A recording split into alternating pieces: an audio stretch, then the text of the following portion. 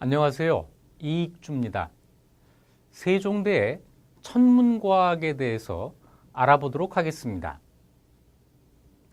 세종대는 우리 역사상 과학기술이 가장 눈부시게 발달한 시기입니다. 당시 기준으로 볼 때 세계적인 수준을 유지했고, 그래서 당시의 과학기술에 대해서는 최고, 최초 이런 수식어들이 많이 따라다닙니다. 세종대의 과학기술을 민생을 위한 과학기술이라는 이름을 붙여봤습니다. 과학기술 그 자체의 발달을 위한 것이 아니라 민생을 위해서 과학기술을 발달시켜야 한다는 뚜렷한 목표를 가지고 있었다고 보이기 때문입니다. 세종대의 과학기술 가운데 단연 눈에 띄는 것이 천문에 관한 연구입니다. 천체 관측부터 시작이 되는데요. 1432년에 간의라고 하는 것을 만든 것이 시작입니다.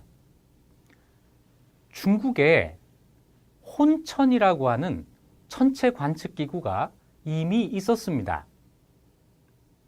이 혼천이를 말 그대로 간단하게 줄여서 만든 것이 간의입니다. 세종대에 간의를 처음 만들고 그 다음에 간의를 더 작게 만든 소간이라는 것을 또 만듭니다. 이것은 작게 만들어서 운반하면서 쓸 수 있도록 한 것이죠. 그리고 세종 15년에는 혼의, 혼상 이런 것들이 만들어지는데, 이때 혼이라고 하는 것이 바로 중국에 있었던 그 혼천이를 뜻합니다. 그리고 혼상이라고 하는 것은 천구의를 가리킵니다. 간의, 소간의, 혼의, 혼상 이것들은 전부 천체 관측기구가 되는데요. 한 가지 주목되는 점은 이것들이 만들어진 시기입니다. 세종 14년부터 시작해서 세종 15년까지 2년에 걸쳐서 집중적으로 천체 관측기구가 만들어집니다. 중요한 사실은 세종 15년 이후에는 천체 관측기구가 더 만들어지지 않았다는 사실입니다. 그 대신 세종 15년 이후로는 시간을 측정하는 기구, 다시 얘기해서 시계가 만들어집니다. 해시계와 물시계가 그것인데요. 먼저 세종 16년에 우리가 지금 가지고 있는 앙부일구라는 해시계가 만들어집니다. 그리고 물시계죠. 자경루도 같은 해에 만들어졌습니다. 그로부터 몇 년 뒤인 세종 19년에는 여러 가지의 해시계가 만들어집니다. 현주일구라는 시계, 이것은 휴대용 시계입니다. 천평일구라는 시계, 이것은 역시 휴대용인데 군사용 야전 해시계라고 알려져 있습니다. 또 좀 더 정밀한 시계가 필요해서 정남일구라고 하는 정밀한 해시계, 또 한 가지가 이 해에 만들어집니다. 해시계는 그림자를 이용하는 것이기 때문에 날이 어두워지면 시간을 알 수가 없죠. 그래서 밤에 별을 가지고 시간을 측정하는 기능을 추가한 일성정시라는 밤낮을 모두 사용할 수 있는 시계가 만들어집니다. 일성정시를 만든 다음에 이것의 크기를 줄여서 소정시라는 것도 만듭니다. 또 주목할 만한 발명이 있습니다. 규표라는 것을 만드는데, 규표는 방위, 절기, 시각을 모두 측정할 수 있는 기구였습니다. 그림자의 길이를 측정해서 24절기를 확정할 수 있는 그런 도구였습니다. 중요한 것은 이것들이 전부 세종 19년에 집중적으로 만들어졌다는 점입니다. 그리고 그 다음에 세종 20년에 옥루라고 하는 자동 물시계가 만들어집니다. 천체 관측기구가 집중적으로 만들어지고 그것에 뒤이어서 시간을 측정할 수 있는 시계들이 집중적으로 만들어지는데, 그 시기는 세종 16년부터 세종 20년까지였습니다. 옥루가 만들어진 다음에는 더 이상 시계가 만들어지지 않습니다. 뭔가 일련의 계획이 있었던 것이죠. 천체 관측기구를 만들고 그 다음에 시간을 측정할 수 있는 시계를 만든다. 자, 우선 이런 일들이 어떻게 해서 가능했을까 하는 점부터 살펴야겠습니다. 세종보다 훨씬 앞세대에 고려시대에 원의 간섭을 받을 때가 있었습니다. 거의 100년간 계속된 원의 간섭을 받는 동안 고려와 원의 관계가 아주 긴밀했고, 고려 사람들이 원의 수도, 지금 베이징에 가면 저 멀리 이슬람의 과학자들이 와 있는 경우가 많았습니다. 몽골 제국이라고 하는 거대한 울타리 안에서 문화교류가 활발하게 이루어졌고, 그것을 고려에서 수용할 수가 있었던 것이죠. 이에 대한 이해의 시간이 필요했고, 그 성과가 세종대부터 나타나기 시작했던 것입니다. 이슬람 과학을 수용한 결과 세종대에 천체 관측기구와 시계를 만들 수 있었다. 이렇게 이야기할 수 있는데요. 또 한 가지 중요한 물음이 있습니다. 왜 그랬을까 하는 점이죠. 세종은 왜 이때 천체 관측기구와 시간 측정기구를 이렇게 집중적으로 만들었을까? 이 의문은 다음 단계를 보면 알 수가 있습니다. 바로 달력입니다. 달력에 대한 세종의 관심은 일찍이 세종 5년에 신하들에게 왕명을 내립니다. 당나라의 선명력과 원나라의 수시력을 다른 역사학 자료들과 비교해서 연구하도록 하라 하는 거죠. 달력에 대한 관심을 이미 세종 5년에 처음 피력을 했는데, 그 이후에 천체 관측기구, 시간 측정기구를 집중적으로 만든 그 다음에 세종 24년에 칠정산 내편과 칠정산 외편이라는 달력을 만드는 데 이릅니다. 이 칠정산 내외편은 우리 역사상 가장 눈부신 과학상의 업적이라고까지 평가되는 대사건이었습니다. 칠정산 내편은 원나라의 곽수경이 만든 수시력이라는 달력이 있는데, 이것을 한양을 기준으로 다시 계산하는 기술을 개발한 것입니다. 칠정산 외편은 이슬람의 역법을 소화해서 만든 책입니다. 특히 이 가운데 칠정산 내편은 그 당시에 본국력, 우리나라의 역, 우리나라의 달력이라는 이름으로 불릴 정도로 한양이 중심이 되는 달력이었습니다. 한양에서 관측한 자료를 가지고 한양의 위도에 맞추어서 계산한 역법, 그야말로 우리나라의 달력이었던 거죠. 이 달력에 따르면 1년이 365.24251, 한 달은 29.5305931, 대단히 정밀하고 정확한 달력이었습니다.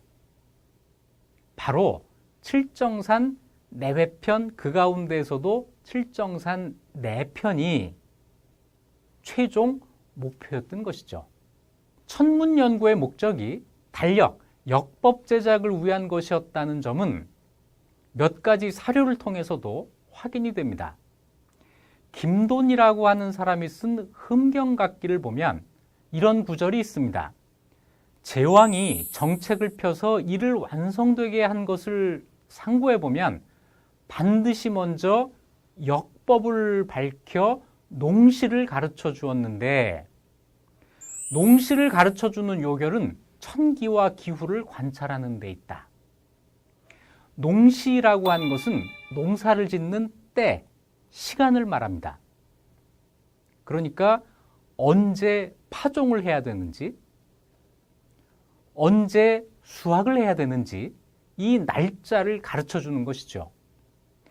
이것이 제왕, 왕이 해야 될 가장 중요한 일인데, 그걸 하기 위해서는 천기와 기후를 관찰하는 천문학이 꼭 필요하다는 이야기죠. 다시 얘기해서 천체 관측을 하고 시간을 측정하고 하는 것이 전부 농시와 관련되어 있었다는 점을 알 수가 있습니다. 그리고 칠정산 내외편을 완성한 뒤에 세종 26년 세종의 권농교서가 반포됩니다. 농사를 권장하는 국왕의 글, 이런 의미의 권농교서입니다. 이 권농교서를 읽어보면 급시, 때를 맞추는 것의 중요성이 강조되어 있습니다. 한번 보시겠습니다. 나라는 백성을 근본으로 삼고 백성은 먹는 것을 하늘로 삼는다. 농사는 의식의 근원으로서 왕자의 정치에서 먼저 힘써야 할 일이다 해서 농업의 중요성을 강조하고 그 다음에 이런 말을 합니다. 농정에 있어서 소중한 것은 바로 그 적절한 시기를 어기지 않고 그 농사에 바칠 힘을 빼앗지 않는 데 있을 뿐이다. 온갖 곡식은 심고 씨 뿌리는 것이 각각 그 때가 있으니 때를 한번 잃어버리면 해가 다하도록 다시는 따라갈 수 없다. 농사에서 시간을 지키는 것, 이것을 한자어로 급시라고 하는데요. 때를 어기지 않고 지키게 하기 위해서는 반드시 달력이 필요했던 것이죠. 이 달력을 만들기 위해서 칠정산이 필요했던 것이죠. 자, 이것 말고도 몇 가지가 더 있습니다.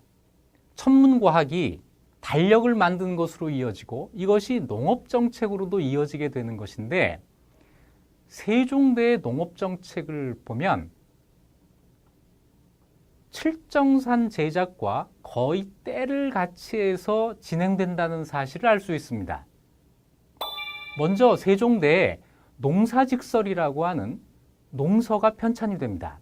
이것이 세종 11년의 일인데 농사직설은 그 당시 조선의 농촌의 경험을 집대성하고 선진 지역의 농사기술을 북쪽, 함경도나 평안도 쪽으로 전파하기 위해서 만든 농서였습니다.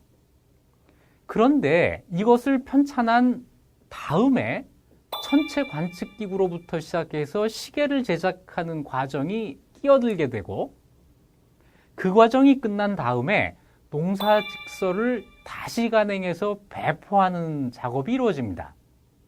그로부터 좀 뒤에 역시 과학기술상의 중요한 성과라고 할 수 있는 츠구기가 제작이 됩니다.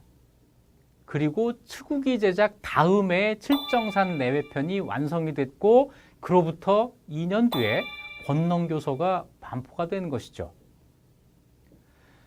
천문연구와 권농정책을 마무리하는 의미가 바로 이 권농교서에 담겨져 있습니다. 또 한 가지 천문연구, 역법의 제작, 권농정책 이런 것과 동시에 진행되는 중요한 사업이 있습니다. 세금을 거두는 제도, 조세제도의 개혁인데요. 이것을 나중에 공법이라고 부릅니다. 우리가 잘 알고 있는 전분 6등법과 연분 9등법, 이 두 법을 합쳐서 공법이라고 하는데 이 법의 제정이 같이 이루어집니다.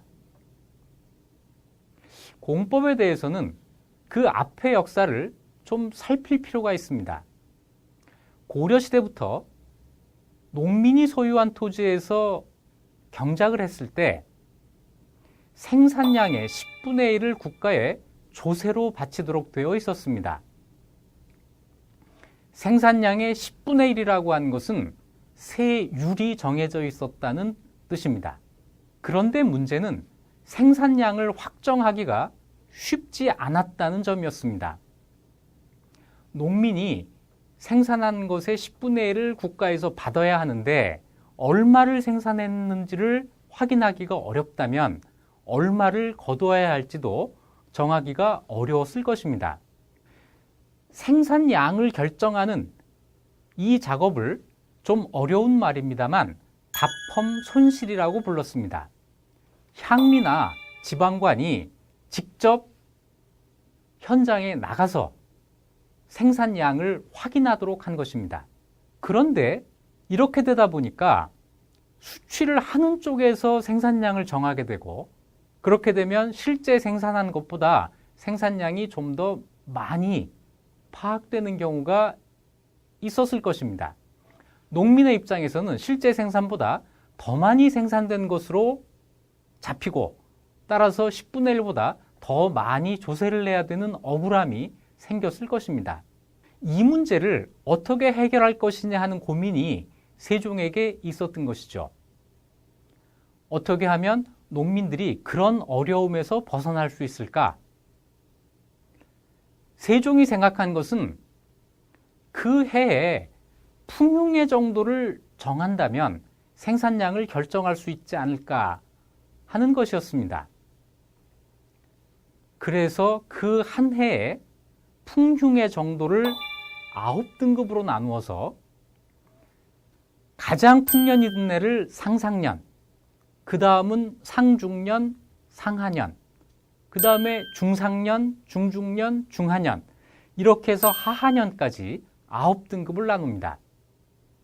물론 전국이 동일한 풍년, 흉년을 겪지는 않았을 것입니다. 따라서 세종 때에는 군현별로 9등급 가운데 어느 한 등급을 정해주게 됩니다. 이렇게 된다면 풍년이 들었을 때에는 좀 더 세금을 많이 내고, 흉년이 들었을 때에는 적게 내게 될 것이고, 그런다면 농민들의 억울함이 좀 적어질 것이다. 이런 생각을 한 것이죠. 이것을 연분구등법이라고 합니다. 또 하나 있는 전분육등법이라고 하는 것은 그 토지의 비옥한 정도에 따라서 6등급으로 나누는 것입니다. 가장 비옥한 토지가 상상전이 되겠죠. 상하전, 중상전, 중하전, 하상전, 하하전, 이렇게 6등급의 토지를 두고 비옥한 토지와 척박한 토지의 1결당 절대면적의 차이를 두는 것입니다. 그러니까 비옥한 토지는 절대면적이 좁은 것이 1결이고 척박한 토지는 면적이 넓어지면 1결이 되는 것이죠. 따라서 같은 1결이라고 했을 때 절대면적은 다르지만 생산량은 같게 될 것이니 비옥한 토지를 가진 농민과 척박한 토지를 가진 농민이 서로 공평하게 세금을 내게 될 것이다 라는 생각입니다. 이런 생각은 이미 고려시대에도 있어서 고려시대에는 상등전, 중등전, 하등전 이런 식으로 토지의 등급을 매겼습니다. 이것을 세종은 6등급으로 좀 더 세분화한 것이죠. 자, 공법에 전분 6등법과 연분 9등법 가운데 전분 6등법은 그 이전에 있었던 것을 좀 더 세분화한 것이지만 연분 9등법은 새로운 아이디어였습니다.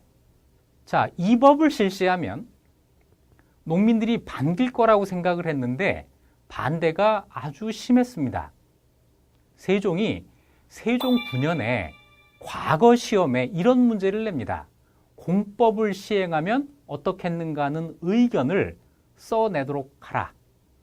세종이 이 공법에 대한 관심을 처음으로 드러낸 것이 바로 이때였습니다. 세종 12년에 공법 시행에 대한 여론조사를 실시합니다. 이것은 대단히 놀라운 일이죠. 어떤 정책을 펴는 데 있어서 백성들의 의견까지 이렇게 직접 묻는다고 하는 것은 그 당시 세계사에서 유례를 찾을 수 없는 일일 겁니다. 공법을 실시한 것이 좋으냐, 좋지 않으냐 하는 이 질문에 대해서 응답한 사람이 무려 17만 2,806명입니다.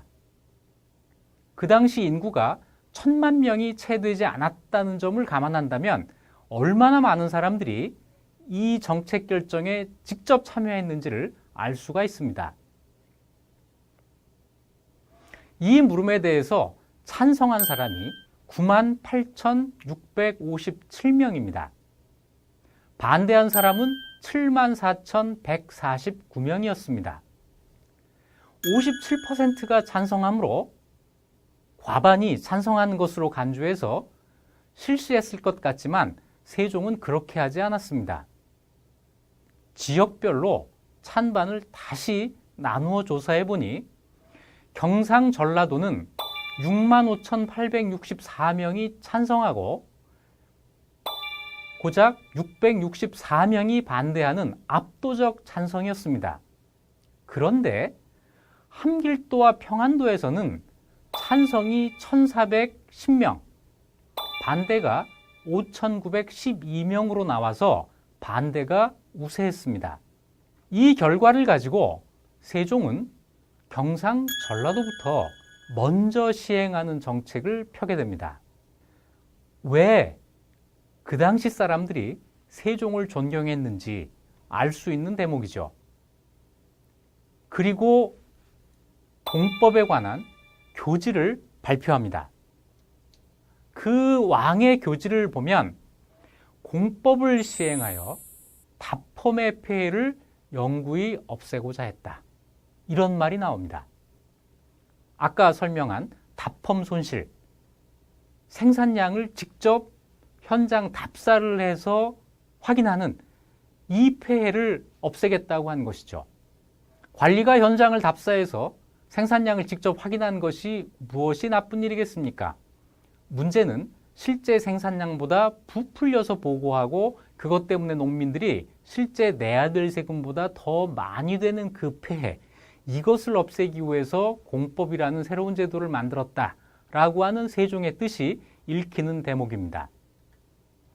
그리고 여러 보완을 거쳐서 세종 25년에 공법을 제정하고 세종 26년부터 단계적으로 시행하게 됩니다. 공법을 시행한 결과 일반 농민들의 부담이 훨씬 경감됩니다. 1결당 상상년의 경우, 그러니까 대풍이 든 해의 경우에 20두의 조세를 거뒀습니다. 그보다 좀 못한 상중년의 경우에는 18두, 상하년의 경우는 16두, 이렇게 계속 체감해서 하하년의 경우에는 4두를 받았습니다. 이렇게 되었을 때 현재 연구 결과에 따르면 실제 수조율은 그 이전 공법이 만들어지기 전에 과전법 단계에서 생산량의 10분의 1이 든 것에 비교할 때 그 절반에 해당하는 20분의 1이 되었다고 합니다. 세금을 반으로 줄여준 국왕. 이런 국왕이 성군이겠죠.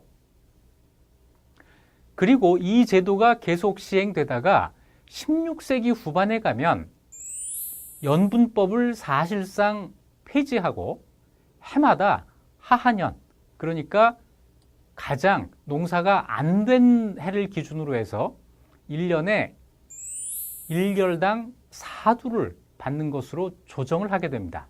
연분구등법이 새로운 제도라면 연분구등법을 시행하기 위해서 반드시 필요한 준비가 있습니다. 그 해에 농사가 얼마나 잘 되었는지 못 되었는지, 풍년과 흉년을 가늠할 수 있는 자신이 있어야 하는 것이죠. 이것이 되지 않는다면 백성들이 조정의 결정을 받아들일 수가 없었을 것입니다. 풍흉의 정도를 백성들이 받아들일 수 있을 정도로 객관적으로 판단할 수 있다는 자신감, 이 자신감은 그 이전부터 계속되었던 과학기술의 발달로부터 가능했던 것입니다. 정리해 보겠습니다. 세종 때 왜 과학기술을 발달시켰을까? 우선 생각할 수 있는 것은 유교적인 천문관입니다. 유교에 따르면 국왕은 왕정을 하는 데 있어서 그 출발점으로 천도를 알아야 한다. 지극히 성리학적인 생각입니다. 왕이라면 마땅히 천도를 알아야 하고, 따라서 천도의 표현으로서 천체 현상에 대해서 관측하고 이해할 수 있어야 된다라는 생각인 것이죠. 그런데 세종대의 과학기술은 그런 선언적이고 추상적인 목표만을 위해서 봉사한 것은 아니었습니다. 실제로 농사에서 농시를 알려줘야 된다는 아주 구체적인 목표를 가지고 있었던 것이죠. 농시의 정확한 파악을 위해서 달력이 필요하다. 달력을 만들기 위해서는 천체관측기구와 시간측정기구가 필요하다. 그래서 천체관측기구, 시간측정기구, 달력. 자, 이런 순서가 매겨진 것인데요. 이것이 세종 16년에 시작해서 세종 24년 칠정산 내외편을 만든 것으로 완료가 됩니다. 그리고 이런 과학기술의 발달이 민생으로 바로 연결이 되면서 세계 최초의 치구기가 발명이 되고 또 민생을 위한 새로운 세법으로서 공법이 제정되어 나가는 이런 흐름이 있었던 것이죠. 조선이 백성을 위한 정치를 한다고 건국되었을 때 그것은 단순한 주장만이 아니었습니다. 세종은 여러 가지 정책을 통해서 어떻게 하면 민을 위한 정치를 할 것인가, 위민 정치의 실현을 위해서 노력을 했던 것이죠. 그리고 그 결과가 우리가 지금 알고 있는 세종대의 눈부신 과학기술의 발전으로 나타났던 것입니다. 지금까지 세종대의 과학기술의 발달에 대해서 알아봤습니다.